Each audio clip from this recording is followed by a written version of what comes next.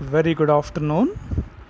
Today we will try to understand the classification of contracts. In our previous class, we have seen that all agreements are not contracts, but all contracts are agreements. In the same way, all contracts are not of one ilk. There could be different variants of contracts depending on the performance, execution, so on and so forth. So that mist can be mitigated by having a clear picture on the types of contracts that we do come across in day-to-day life. Right? Now let us straight away go to the classification of contracts. So here is the classification of contracts. We can see contracts being classified into four broad categories. One is classification of contracts on the basis of validity. Here we do come across valid contract, void contract, voidable contract, and illegal contracts. Second category is classification of contracts on the basis of formation. Here we have expressed contracts, implied contracts, quasi contracts, and e-commerce contracts. But in my discussion, I conglomerate e-commerce contracts into the ambit of expressed contracts because e-commerce contracts are also very much expressed but in digital form. So many authors wrote them into separate categories, so I thought bringing that also as one variant in my chart. But when we discuss, please mind it, e-commerce contracts forms the very much core of expressed contracts. Next we have classification of contracts on the basis of execution. Execution is referred to the work done in contract.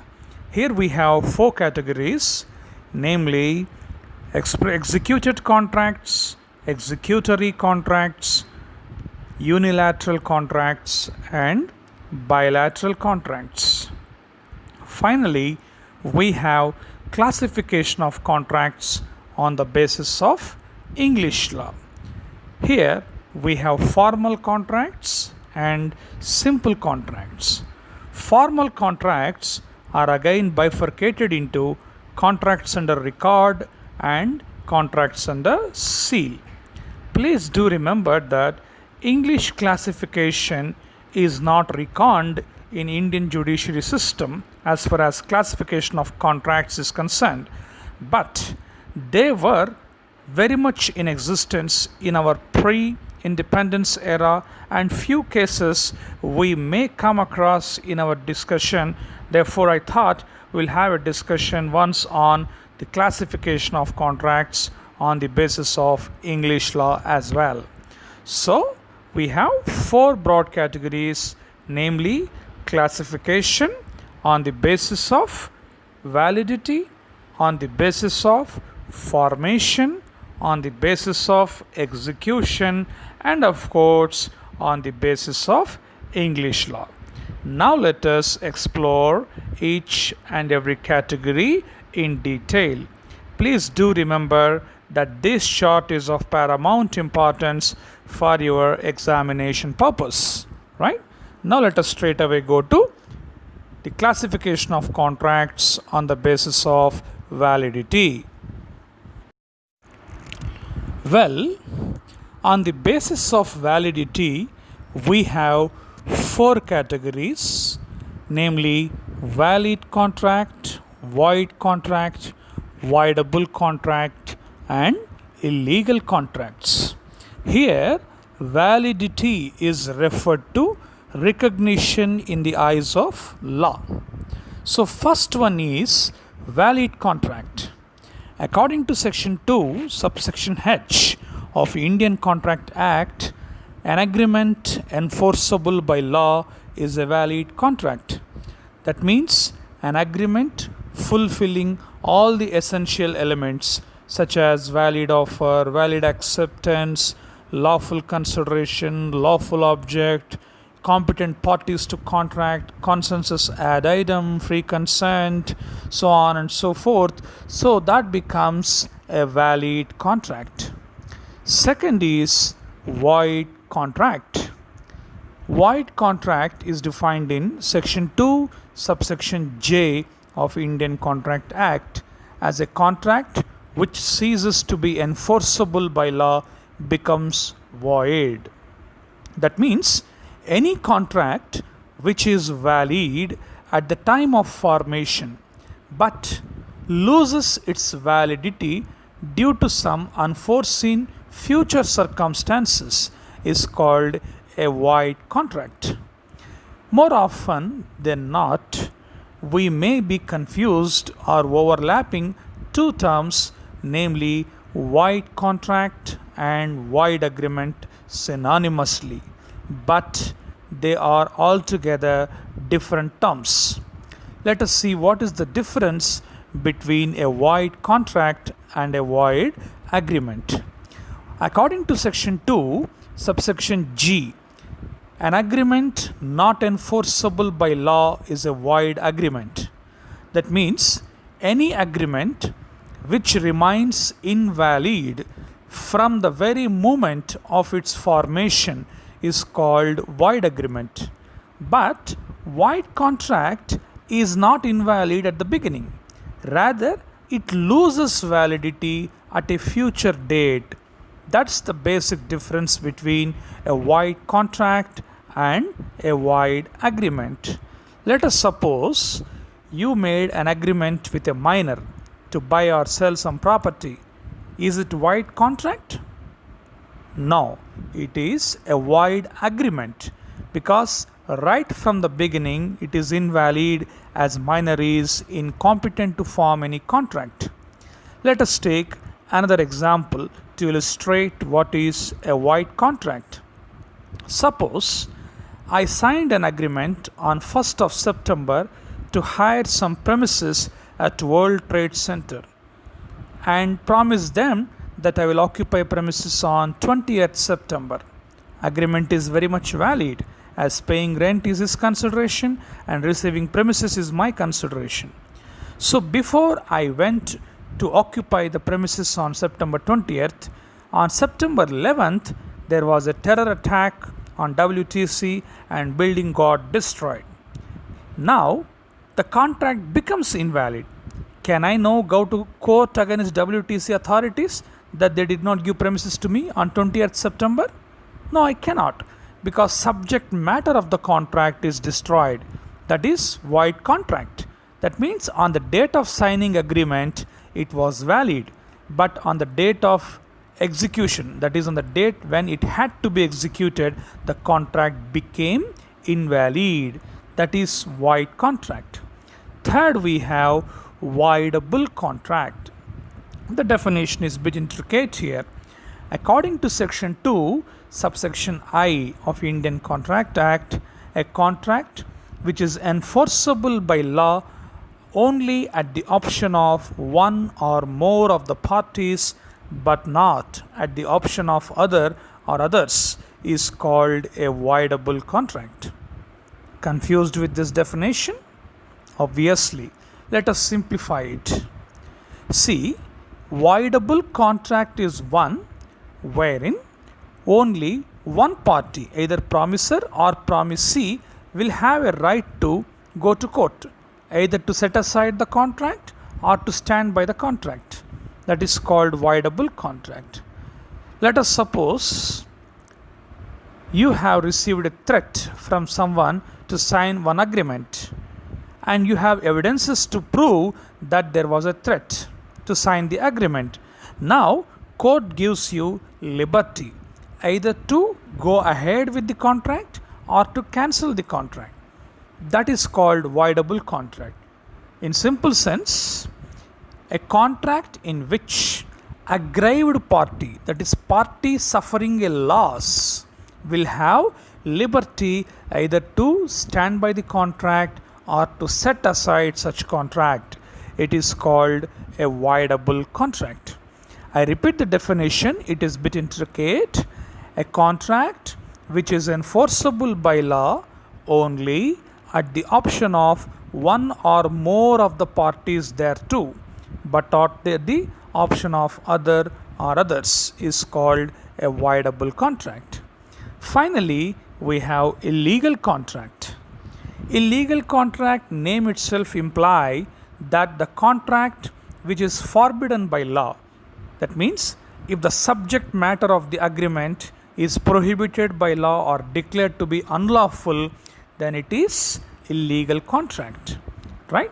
So these are the four categories of contract we do come across under the head validity.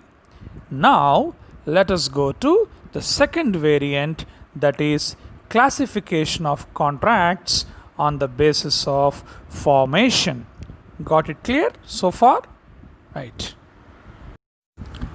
Here, formation is referred to the way contracts are created.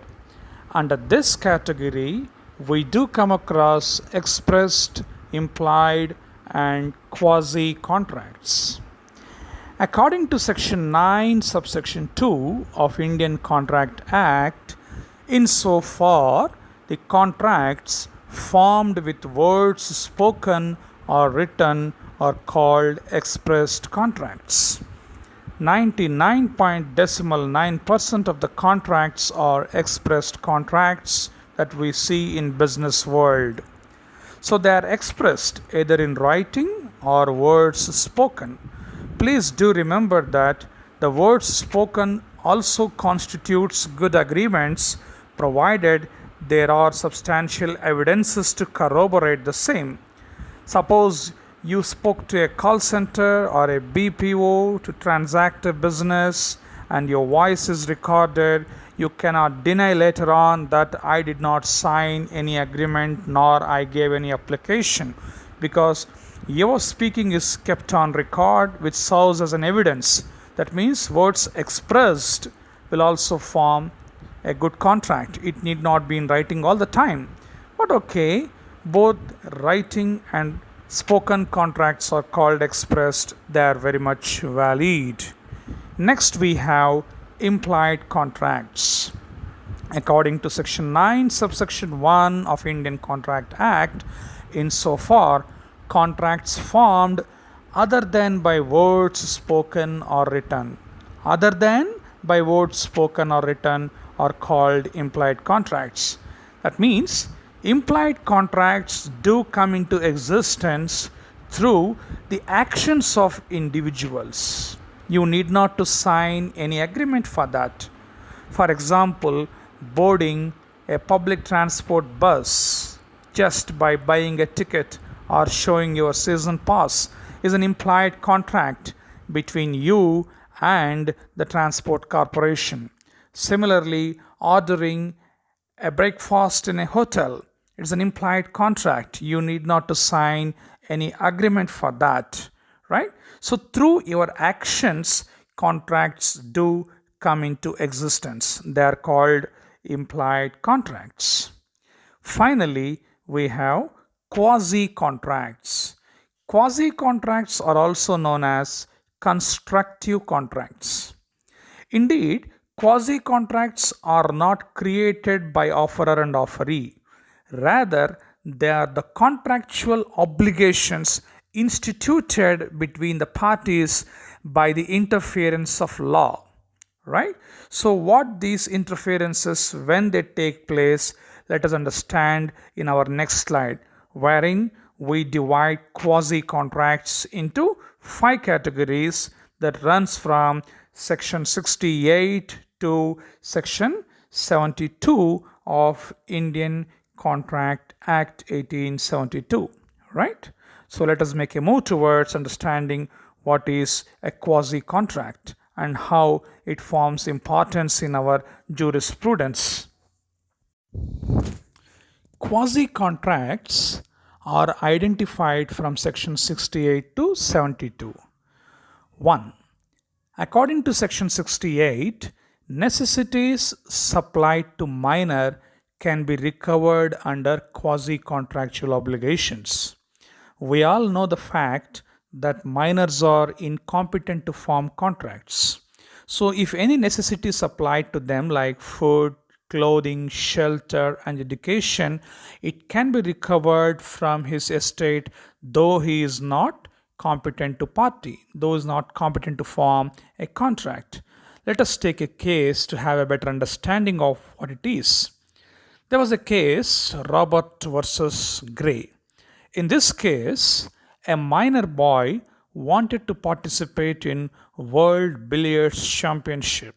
So he went to a trainer and promised to pay some amount, that is training fee, provided he is properly trained to participate in World Championship. Accordingly, the trainer has provided training to him, but the minor could not pay the promised sum to the trainer. Ultimately, the dispute went to court, where the minor's argument was that he was incompetent for contract and he cannot pay any money.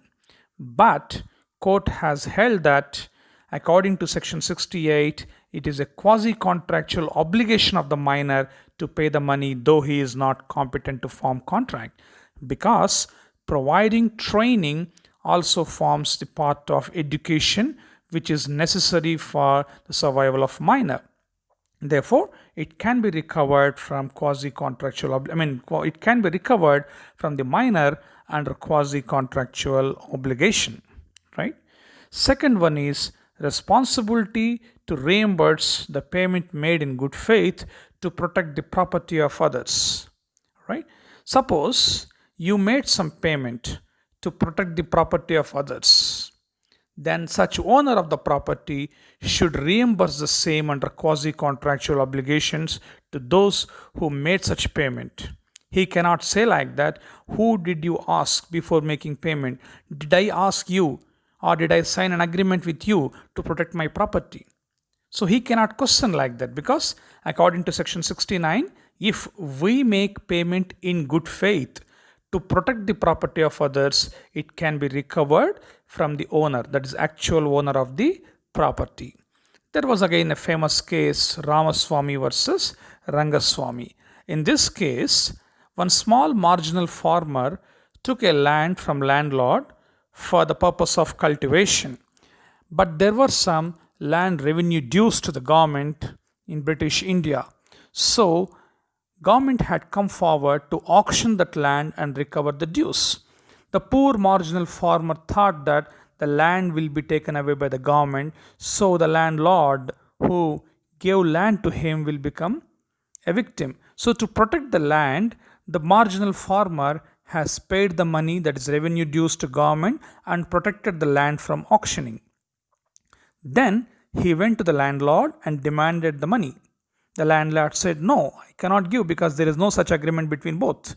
But when it was taken to the court held that the marginal farmer had made payment only in good faith to protect the property of actual owner. Therefore, it is the quasi-contractual obligation of the actual owner to reimburse the same to the person who made such payment, right?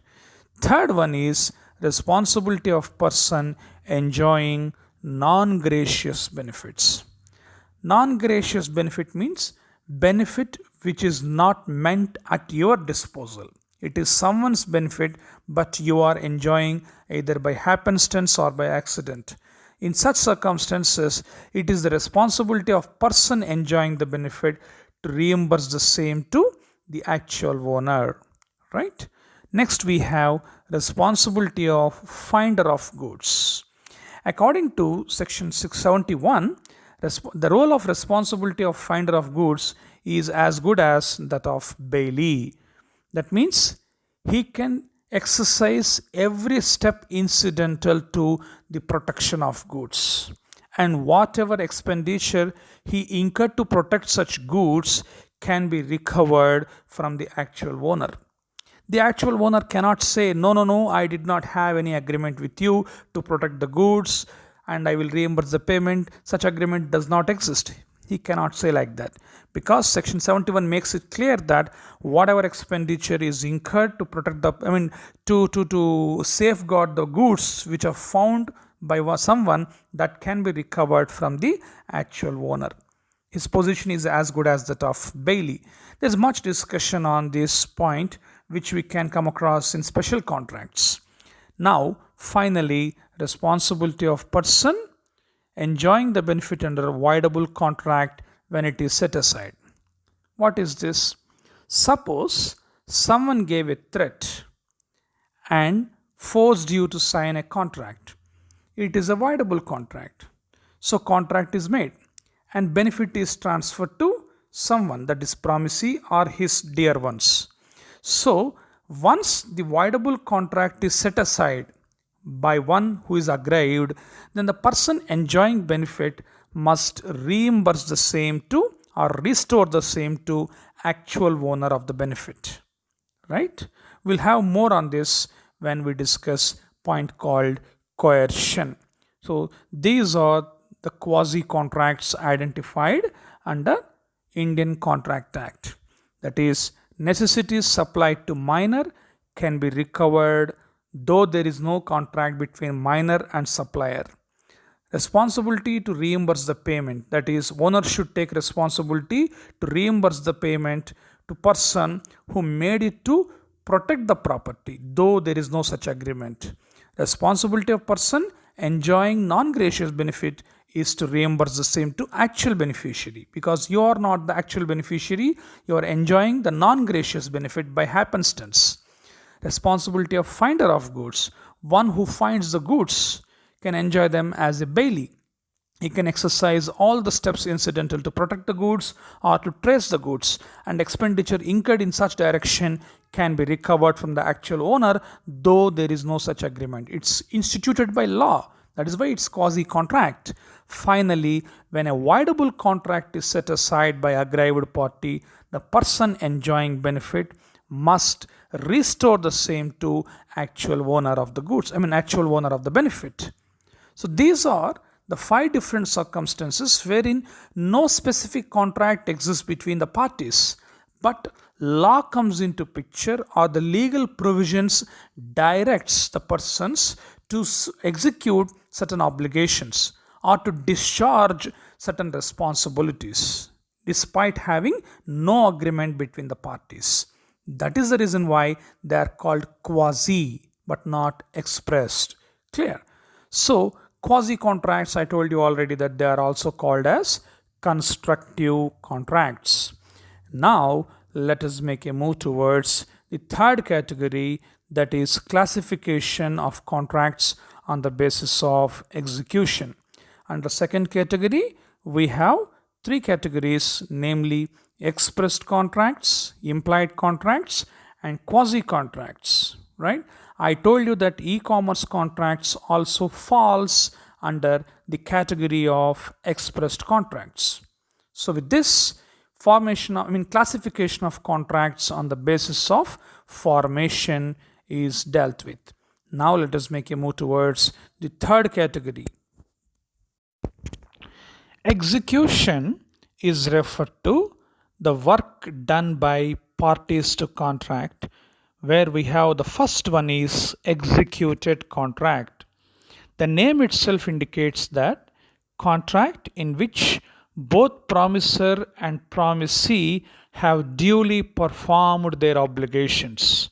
So it is a finished contract, executed contract. Second, we have executory contract.